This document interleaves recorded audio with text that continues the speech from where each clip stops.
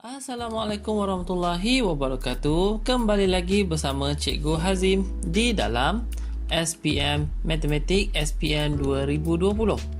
Okey. Jadi untuk hari ini kita akan bincangkan berkenaan dengan bab 6. Bab 6. Jadi bab 6 kita dah settle bab 1 2 3 4 5. Cikgu tahu bab-bab sebelum ni quite susah, iaitu bab 5.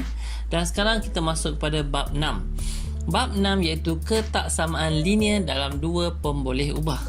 Okey, ataupun dalam bahasa Inggeris linear inequalities into variable. Okey, apa maksud this one ketaksamaan ni? Ini yang merujuk kepada inequalities.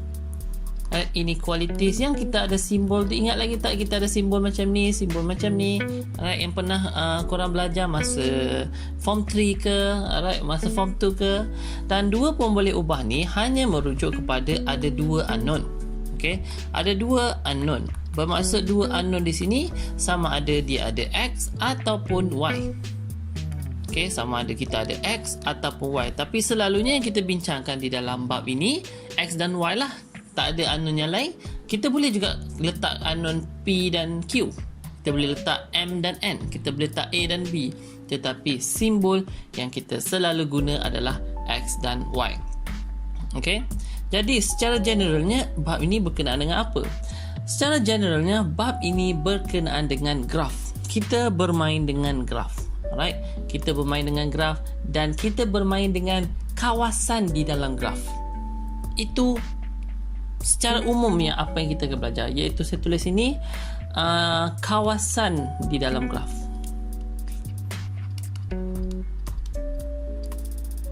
Itu secara umumnya yang kita akan belajar.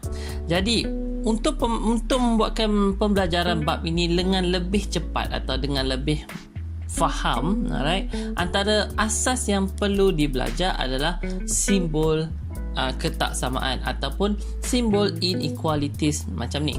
Okey, kita ada 4 contoh simbol di sini. Simbol ini, dua simbol ini merujuk kepada simbol lebih banyak, lebih ataupun lebih daripada, ataupun dalam bahasa Inggeris more than. Alright, more than. Tetapi di sini merujuk kepada more than equal. More than equal. Ini pemahaman penting lah. Alright, ini sangat-sangat penting. Asal ni tolong kena sangat-sangat faham. Alright. Dan ini pula yang dua sebelah kanan ni pula merujuk kepada kurang daripada. Okey, merujuk kepada kurang daripada. Alright. Jadi cikgu tak nak terang banyak di sebelah sini sebab ini hanyalah asas.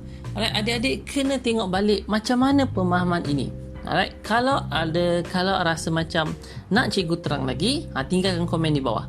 Alright, tinggalkan komen di bawah ataupun boleh tanya di dalam grup Telegram.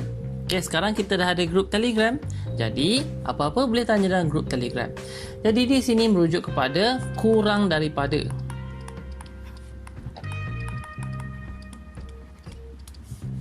Ataupun less than. Tetapi kalau yang ada double dash kat sini merujuk kepada less than equal. Okay, less than equal. Alright. So, tolong faham berkenaan dengan simbol inequalities macam ni.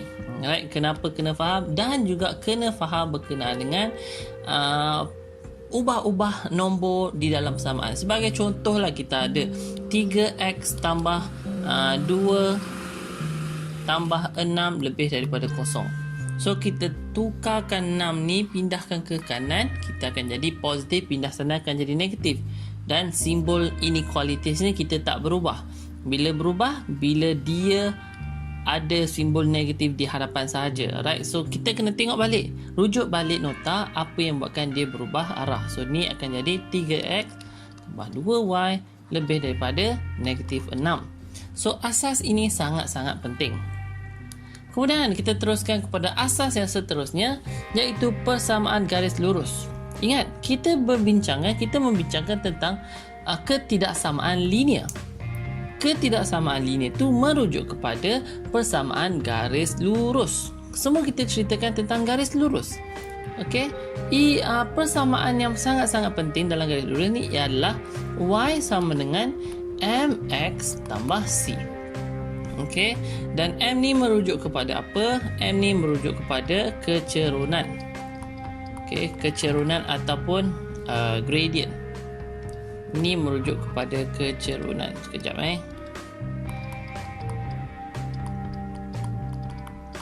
ataupun gradient. Okey, macam mana bentuk gradient tu? Dia boleh ada dua possibility, sama ada menaik ke kanan macam ni ataupun menaik ke kiri macam ni. Akan ada dua possibility.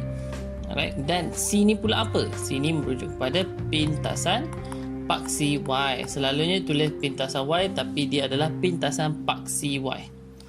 Okey, paksi Y kat sini. So, kena tengok balik apa maksud Y ekspresi di sini. Dan Y ni merujuk kepada apa dan X merujuk kepada apa.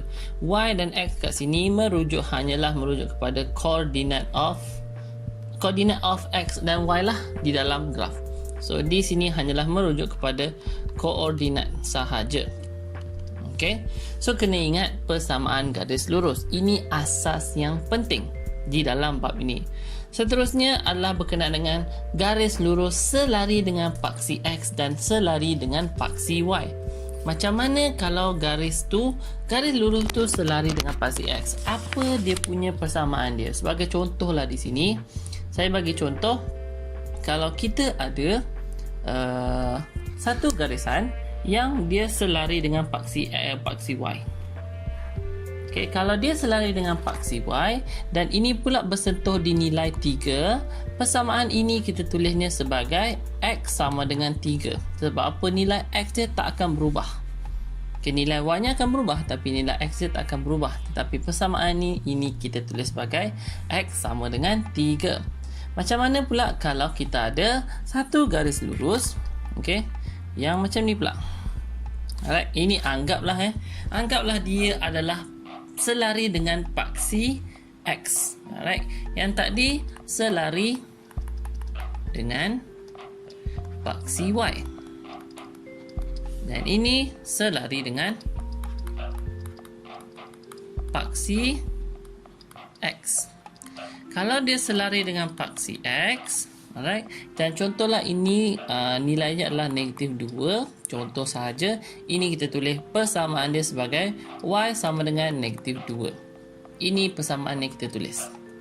Ini kena faham tentang garis lurus selari paksi X dan paksi Y. Ini asas penting, sangat-sangat penting berkenaan dengan bab ini. Alright, macam cikgu cakap, bab ini adalah kita tengok kawasan di dalam graf. Jadi untuk nak faham graf, kita kena tengoklah apa simbol-simbol yang penting, apa di dalam graf dan apa persamaan kalau kita ada garis lurus yang berbagai-bagai bentuk. Jadi cikgu rasa dah sampai situ saja untuk video cikgu kali ini. Dan kalau ada apa-apa masalah, boleh tinggalkan komen di bawah. Dan kalau ada juga masalah, boleh tanyakan soalan di dalam grup Telegram public kita orang, dan boleh rujuk di description di bawah. Okay? Dan sila tekan like, share dan subscribe untuk video-video yang seterusnya. Okay? Jadi cikgu rasa itu sahaja daripada cikgu. Bye-bye. Terima kasih.